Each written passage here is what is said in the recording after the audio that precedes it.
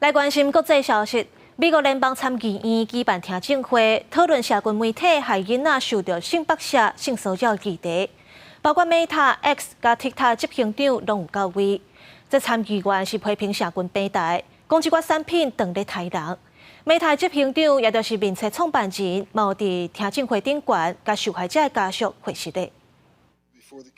5位社群平台的头家拜三出席美国联邦参议院听证会，民主党籍的司法委员会主席杜宾因此非营利组织的资料指出，金融性勒索行为正伫咧快速增加。听证会开始进前，也个先放一段受害儿童甲家属的影片。参议员格兰姆批评社群媒体是双手百废。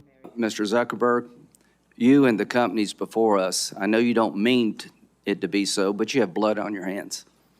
You have a product. You have a product that's killing people.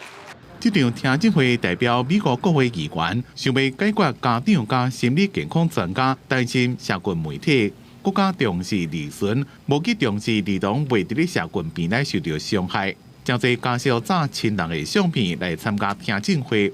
FB 的创办人扎克伯格伫参议员的质问下，公开向受害者家属回信的。 Would you like to apologize for what you've done to these good people? I'm sorry for everything that you've all gone through. It's terrible, and no one should have to go through the things that your families have suffered. And this is why we invested so much and are going to continue doing industry-leading efforts to make sure that no one has to go through the types of things that your families have had to suffer. Meta 加 TikTok 是用户数量上最平台，分别拢有请差不多4万人管理平台顶的内容。TikTok 进前就互人质疑，将使用者的资料分享给中国母公司字节跳动。伫听证会上有参议员质问 TikTok 的执行长周受资是毋是不加入中国共产党。Have you ever been a member of the Chinese Communist Party? Senator, I'm Singaporean. No. Have you ever been associated or affiliated with the Chinese Communist Party? No, Senator. Again, I'm Singaporean.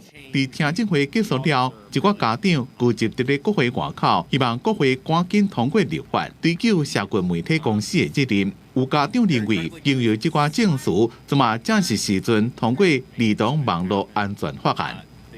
公司新闻陈伟林编写。